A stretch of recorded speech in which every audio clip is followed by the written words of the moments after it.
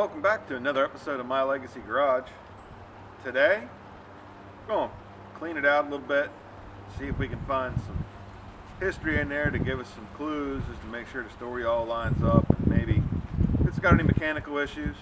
And then let's see if we can get her to pop off and run. It seems like a good plan. Stick around, see if the old girl runs.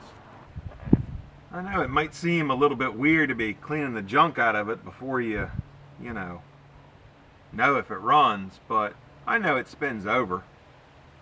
It'll run. It's a Chevy.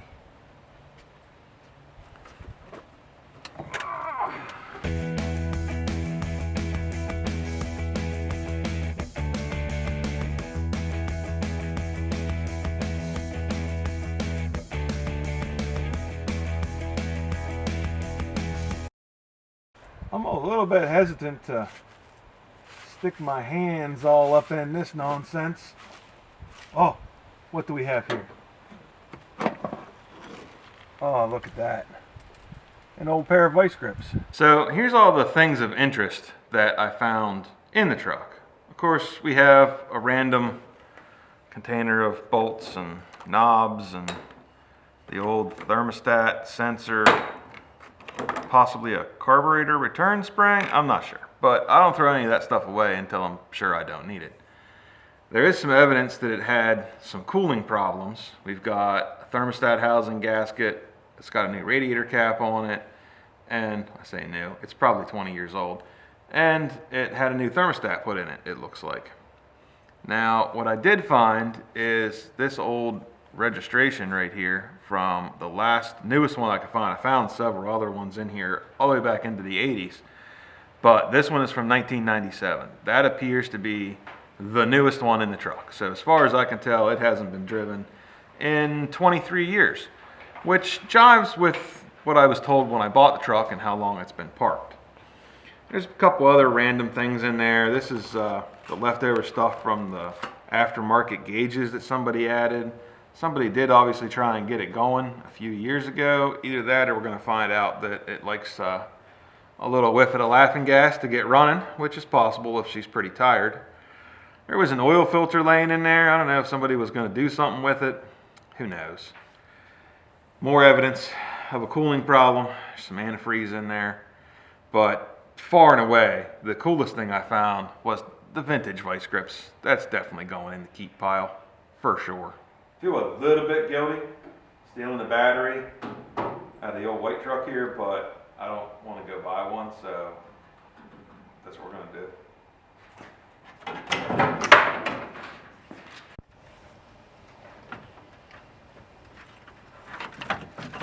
Well, that figures.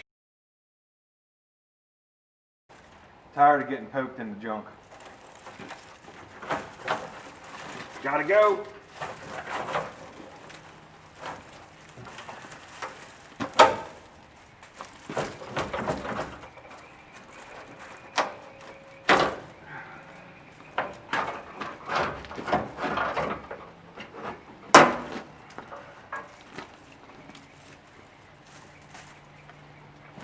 Much better.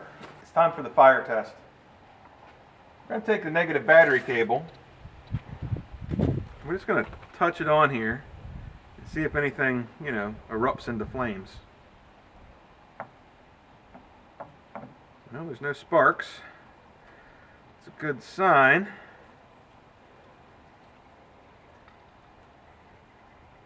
Alright, I don't see any smoke. I don't hear anything burning. I think we're okay. Moving on. I feel like we should clean this out and probably put it back on there so that we don't blow a bunch of crap in to the engine. Well, to the radiator anyway. I think the first thing we should do before we crank it at all is unhook this fuel pump, because we already smelled the herd of dead elephants in the gas tank. So we are gonna not want to suck that up into here. Just on the off chance, the fuel pump still works. Oh man, I tell you what, that hose is stiffer than molasses in February. Yeah, we're gonna need some mechanical help to get that loose. Look what I found. Somebody else had the same idea as I did. I'm gonna win though.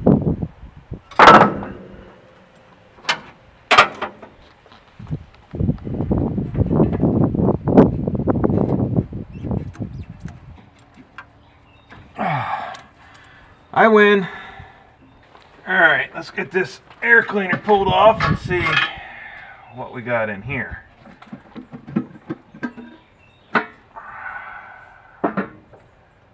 Well, it doesn't look the best, but I've seen worse.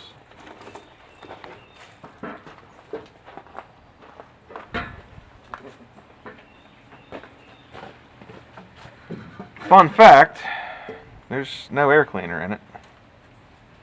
So that's great. Probably 20 years of crap in there. Let's get up in here and look down in there and see what we got. Surprisingly, it's not so bad in there. I don't see any junk or anything down in it, so I think we're okay. So I mentioned earlier there's no key, but luckily I have a universal key for these old vehicles. You just stick her down in here and you short the starter to the solenoid and away she goes. Alright, so we got that sorted. Next step, let's see if we can get some ignition. What I've done here is, since I don't have a key to turn on and send power to the coil, I just made my own key where you just, you know, boop, and now there's power to the coil and it has ignition, theoretically, providing, you know, it all works, which we don't know yet. But this is the first step. So let's see what happens. Now, we should have good contact here getting power there. I'm going to test it real quick with a meter just to make sure, but it's also, in case we want to shut it off, that's the turn it off button. There we go. 12 volts to the coil. Happy days. Alright, let's say we test the ignition system the old-fashioned way, where we just shoot a little carb cleaner in it and spin it over and see if it goes pop. I like that plan. Fun fact, in lieu of carb cleaner, you can use brake cleaner. It's uber flammable.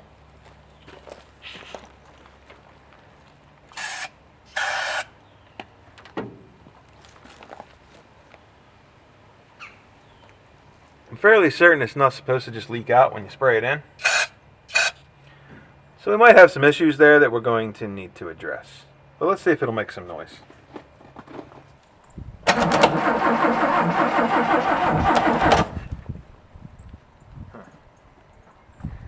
Let's try one more time just to be certain.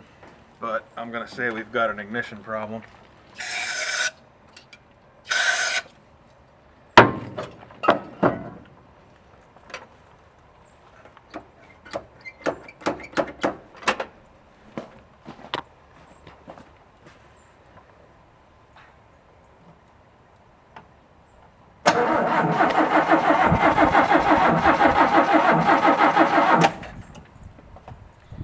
Yeah, let's dig into the ignition, see what's going on. Well, that could be a problem. That's pretty crusty. And not doing much. Let's start there.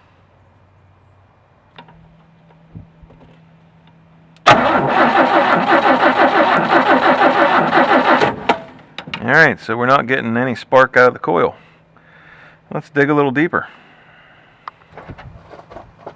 Let's see if we got anything at the points here.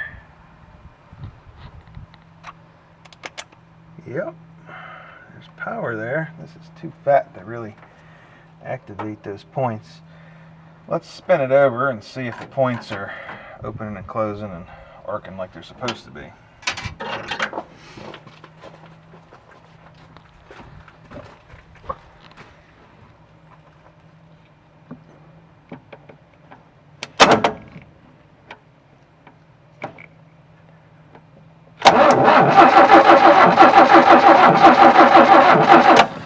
Sure doesn't look like it.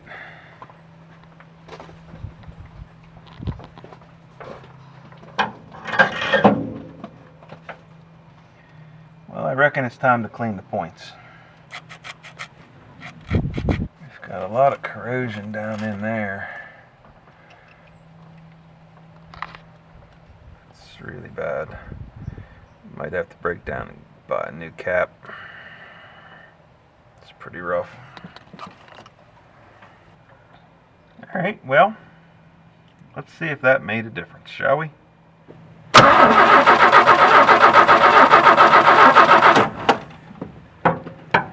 I do believe that we need to go get ourselves points, condenser, and a new cap. And I suppose we should pull a spark plug out or two and check them and see if we need new plugs too. Might as well give it its best chance, right? Before we move on here, I need to take a minute just to address something. I just came back from the parts store. There was a really pleasant young lady behind the counter that helped me out. And when I told her I needed points and condenser, she kind of looked at me funny, but she started typing in her computer. And next thing I know, she's trying to sell me an AC condenser for a 67 Chevy. And I said, no, I need, the condenser for the ignition. She had no clue what I was talking about. Said it was special order, I don't even know. So I got her to turn the monitor around so I could look. And lo and behold, right in stock right there was a good old-fashioned Duralast condenser. And it made me think, if a young person doesn't know what points and condensers are, that's not that surprising. But one that works in an auto parts store probably should know that. Am I the only person around here that works on this old stuff? I can't believe that. But it just made me think about it, and I thought to myself, we really need to get the younger generation involved in saving these vehicles. You can hook a scanner up to the new vehicles and they'll basically tell you what's wrong with them, and you can take them to the dealership and they charge you, I don't know, a small fortune and your firstborn, and it might be fixed when they're done. Who really knows? But these old ones, they're just so simple and easy to work on. Some basic knowledge, and you can do whatever you want with them, really. We need to get these younger generation, these younger kids involved in these. And I struggle with it even with my own kid. So I understand the struggle, but if we don't introduce them to it, who will? Back to your regularly scheduled programming. Sorry for the interruption. So I got us some new points, a new condenser. Oh, that's loose, so that's fun. I didn't even have to loosen that screw to get the condenser out. We're going to get these new ignition parts in, and then I got a couple of things to make life a little easier with the rest of all this nonsense too. Those are a little surprise for later though. Those things are so worn, there's next to nothing even left on them. When you're putting points in, you gotta gap them, fellas. You got to. So I like to just use a business card or something like that, which I don't have with me right now. So this little piece of sandpaper will work.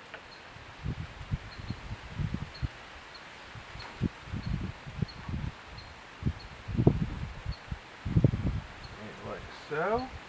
Beautiful. Absolutely beautiful. And we're going to put our new condenser in. There we are. So it's got a little bit of extra wire here that we're going to have to get creative with. Like that. Okay. Well, there we are, new points and condenser. Now, when you gap these things, I turn the engine over so that you're right at the apex of the lifting load.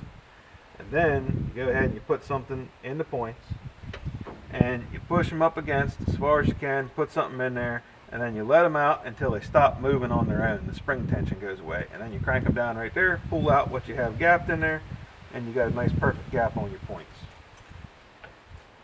Now that we've got that all taken care of, let's move on to spark plugs. I've also got a new cap here that we're going to go ahead and stick on there real quick. And we'll transfer the plug wires over. They don't really look too bad. I guess we'll see what they look like corrosion-wise once we get them off of that old cap, but I think they'll be alright. Alright, now let's see where these all go, shall we? I'm gonna say...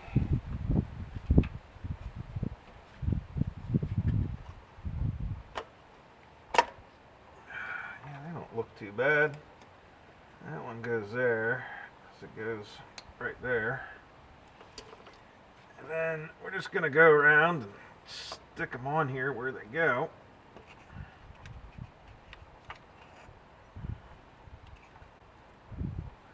Because we sure don't want to get them mixed up, do we? I guess, you know, 6-cylinders have the advantage where at least they're easier to change the spark plugs. It's easier to reach everything and not quite as difficult. And there's few of them, so you know, you're done faster. That's kind of nice. That one in the back there, that might be a little bit tricky, but the rest of these have been a cinch. Now the plugs, they're not really what I'd call terrible, but we want to give it its best chance, so we're going to go ahead and replace them.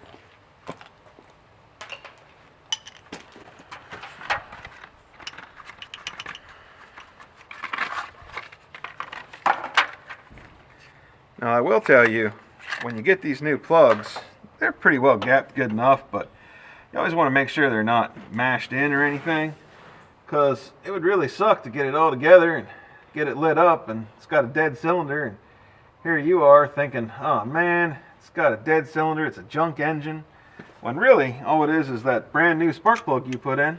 It's no good. How many of you caught the oopsie?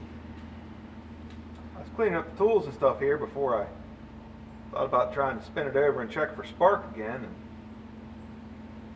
I found the rotor button just chilling out here, and I noticed something interesting inside of it, and that is that it's all busted up, and I'm not even sure that it's spinning inside of there rather than just turning on the shaft. We're going to try it, see what happens, but I'm thinking I'm going to need a new rotor button. We've got it on there now, and it does seem to be holding and not just spinning on the shaft. So we're going to go ahead and try it, see what it does. But if we've got issues, it's a good bet that that's where they're at.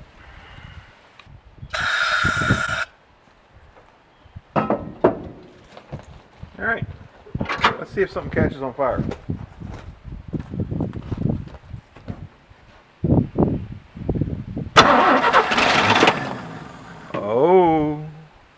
Oh, she tried to run. Let's do that again.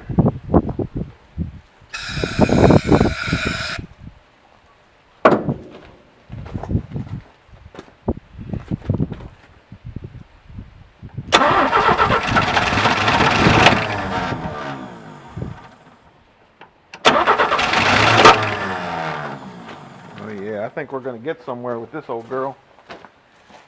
Let's see.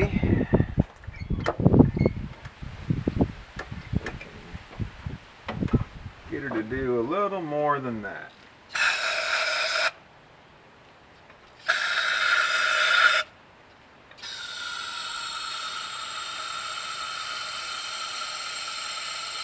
See if we can fill that float bowl up a little bit. We might even draw something through there and run for a little bit.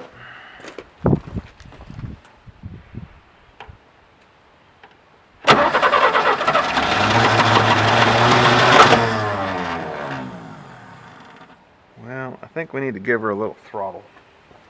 Let's try that. And a little more of this.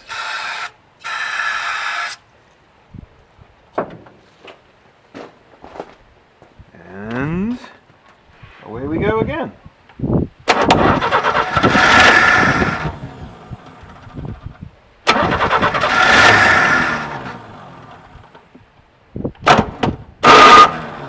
Woo.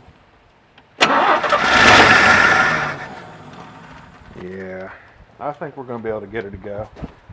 I think maybe we need to get a little actual gasoline in there. Let's see what we can do about that. So I hooked the fuel line up to this old fuel pump to see if it worked. And you know, there's just fuel running out of it when I squeeze the ball. Someone go ahead and say that's no good.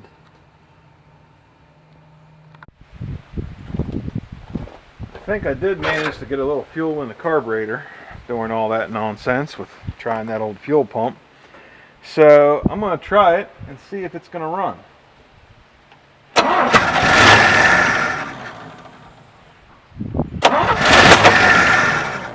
Ooh, backfired good.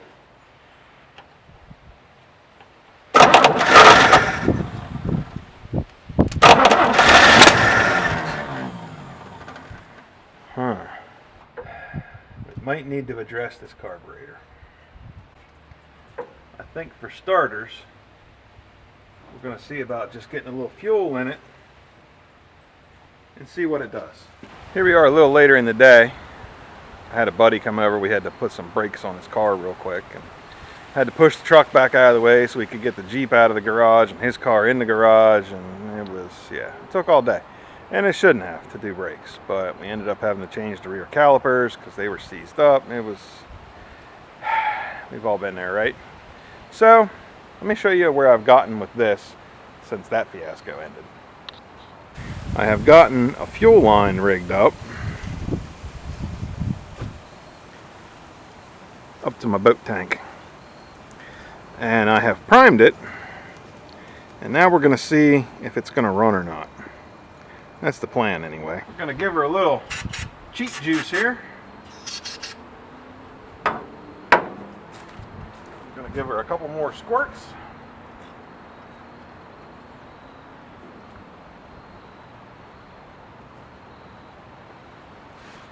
And let's see what it does.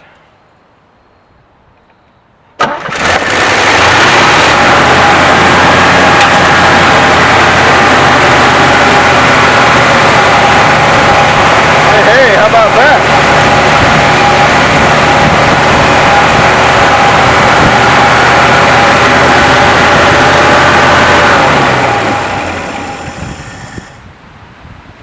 Well, it doesn't want to idle, but it does run.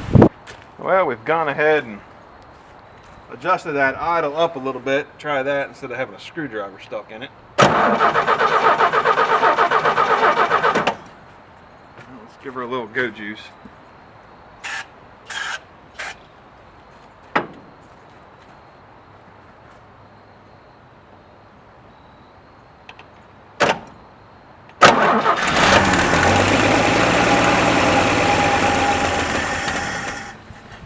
I think she might need a little more priming maybe, and a little more throttle. Let's see what that does.